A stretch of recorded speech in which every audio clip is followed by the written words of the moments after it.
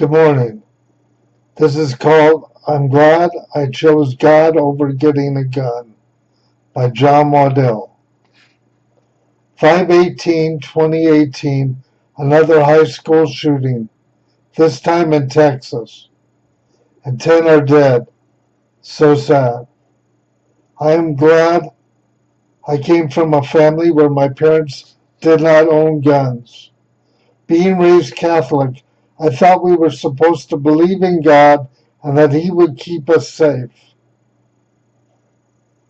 Being born with cerebral palsy, that's who I was, and it was not a curse.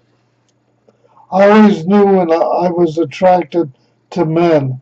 At 8 years old, I was attracted to Jack Webb from the TV show Dragnet and Hugh Beaumont from Leave It to Beaver. I knew God created me the way He did, and He did not make mistakes.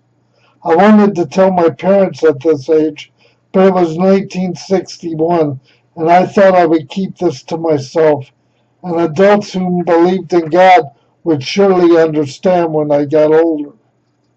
I went to school with disabled children until I was almost 14, and going into the 7th grade, I was never bullied till I started regular school in 7th grade. I went to CCD class in 4th grade, and I asked the teacher about loving another man, and he quoted from the Bible, and 2 bullies in the classroom laughed at me. When I started regular school, they would be a real pain in the ass to me. They could be pretty mean. 3 years later, they would make my life a living hell. I started smoking cigarettes, weed, and drinking and swearing so they would not pick on me. This was about 1967. They were bullies. We went to this restaurant called Charlie's, and you could order a hamburger and fries, and the guy would cook it for you. And we would hang out there, and you could smoke cigarettes, and there was a pool table, and there was a cigarette machine, and we bought cigarettes from there, and he didn't care that we were in junior high, so we would just, like I said, hang out there. My friends thought it was funny to put ketchup and mustard in my hair. We played music on the jukebox, and people played pool. Sometimes these guys would light matches and throw them at my hair. I was walking with canes at this time. They would come over to my house and play pool. They whipped our pool table without telling me, and they would put our Boston Terrier Duchess in a pillowcase and shake her when I was in the bathroom. I would call them every night and take an interest in their life because I thought that's what God and Jesus Christ would want me to do. If I could understand them, maybe I could help them and they would not be so mean to me. I even stole cigarettes from Kroger's for these assholes so they would not pick on me. Not something I am proud to admit to. Another person who I knew had a kick-ass dog, and he would stick a sewing needle into its head and tell it to sit there, and if it didn't, he would beat the shit out of it. He had fun with me saying, "Pig," to his dog in front of me, and the dog would growl and snarl. And if he gave the command, he would attack me. I told him to quit fucking around and knock it off. I was scared, but he scared the shit out of me, but I didn't want to show it. About this time, I fell down 25 more stairs or so at the school basement, and I dislocated my right hip. It was an accident, but these guys wanted to beat the shit out of this guy. They just wanted to fight. I told them I did not care if it was an accident or not, but fighting someone would not change anything. I had to learn to deal with it and live with it, and it would change my life forever. Anger and vengeance is not the way. In ninth grade, some of the guys came over from St. Al's Church after robbing the collection plate. They dumped money and envelopes on my bed. This was about 1969. I told them to get the fuck out of my house and never come back. President Trump made fun of that disabled reporter, and that has always pissed me off. He claims to be a Christian and believe in God. To make fun of the disabled is the lowest of the low, and I know this to be so true. If you believe in God, you sure don't get to heaven if you made fun of a disabled person. I know, and I even did it once myself.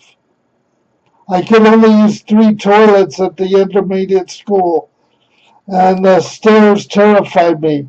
I was afraid of falling down them, and so many times I would fall, and because of my hands I could not break my fall, and I would end up breaking bones.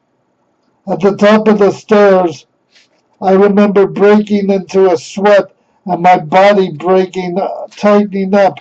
One wrong move and I would fall, break bones, or maybe even kill myself. One day I had to use the bathroom downstairs and I knocked on the door. Al, who had cerebral palsy, like me, was cleaning the bathroom. He told me I could not come in. Thanks to my pals, I was having diarrhea problems and peptic ulcers, the doctor said. So I got pissed that Al wouldn't let me in the bathroom, and I knocked on the door and I went, "Anybody in there? Is anybody in there?" And then I barged in the bathroom and I used it because I was afraid I was going to crap in my pants. I was sent to the principal's office, and I felt bad and ashamed about it myself. President Trump never seemed ashamed of making fun of that disabled reporter. And of course I apologized to Alan. I meant it. I could use this toilet. One of the entrances of the building when you first walked in, I could use that toilet too. That was unlocked. And then there was another one on the second floor that I could use too. But then on the 4th floor, there were 2 smaller toilets. If I had to use the toilet, I would maybe be able to sit down, but I would not be able to get up. So I was always afraid of having an accident. And after 2 years, I was lucky. I did not have any accidents, but I came close. I called up the intermediate school not too long ago, and now they have an elevator that goes up and down. That would have made my life so much easier back then. Things got better when people realized I was a music freak. And music freaks have a reputation of kind of being a little off the wall and a little radical. Moved to Fresno shortly after, and starting Fresno State, I met Robot. Became aware of what a sex slave was. He even said he would tell men to have sex with me, and I was afraid he might hurt them if they did not. I said, "No way." He said, he sort of threatened me in my life one day. I was wondering, has this guy ever killed anybody? And on the news there was a dead body. And he looked at me and said, "Brother, if you want it, all you got to do is ask for it." It was like he read my mind. He looked at me and smiled, and I kind of had to show to him that I wasn't afraid, but it kind of went through me. And I acted like I wasn't scared, but really I was. When my sick mom was dying of cancer, and after she came and met him, she left. "Your mom," he said to me, "needs to be fucked by another man other than your dad, but I will leave her alone." That really scared me, and I had seen this guy beat 2 bikers at the coast and drink a whole bottle of whiskey right before he hopped in the car. We drove through the mountains at 100 miles an hour. I prayed to God if my family was safe, it would be okay if I died. I survived Robot, and Robot died about a year and a half later. Somebody shot and killed him at the coast. He had big drug connections, and we would drop off drugs at Clint Eastwood's restaurant. I don't know if he knew Clint or somebody else that was in there, but usually he dropped off some weed or some cocaine. Some of my roommates were selling drugs and pulling in 100,000 a year at the house I lived in, and some owned guns. And after I asked Robot to leave me alone, I wondered if I should get one myself.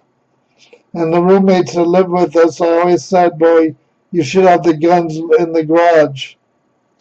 I thought of getting a gun, like I said, to protect myself, but Robot left me alone. He stopped in once or twice in a year and a half, and then after that he was shot and killed. If Robot did not love me as a friend, I would probably not be here today. A few years later, a manager's husband at the apartment stole my Reliant car key after he borrowed it for some crack. I was so angry. If I had a gun, who knows what I would have done. After being disabled, not all disabled people except gay people, especially many straight people. Do you know what it's like to feel like a freak of nature and have no other role models with cerebral palsy to show you the way? In my 20s, if I had a gun, I might have hurt myself from all I went through, maybe even killed myself out of depression. In my 30s, I had a few great, unique relationships where my memories will last forever. Many gay people have taken their lives because Christians do not always understand their words can push people over the edge. That's why I never tell people that they should believe in God or not. That can be most dangerous, and sometimes people could care less if gay people take their lives or not. This is a truth and a reality. Look at all these shootings, adults in America. We are doing something wrong. Cops get freaked out with people having guns, and people with guns get freaked out over cops. I think technology has a lot to do with it. When young people get pissed, they often send hundreds of text messages a day. I have seen this from people in their 20s, 30s, and 40s, and so many people just get pissed off and they think this is communicating when really it is not. Then we turn on the news and see people acting out and killing people. If people believe in God, love, or a higher power, stop texting and posting and quoting from the Bible to people one a day and start talking one-on-one to one another. Christians, Universal Unitarians, and other religious people, radio and TV gods never sometimes understand it. If you have cerebral palsy and are gay in America and have no role models out there, the only one who could understand it is God. And if you don't believe in God, then you would say that only a person could understand it themselves. I don't have a degree, but sort of consider myself a teacher, sharing my spiritual journey, and everybody has a spiritual journey, and we all have something to teach someone in this life. Thank you for watching. Have a good day.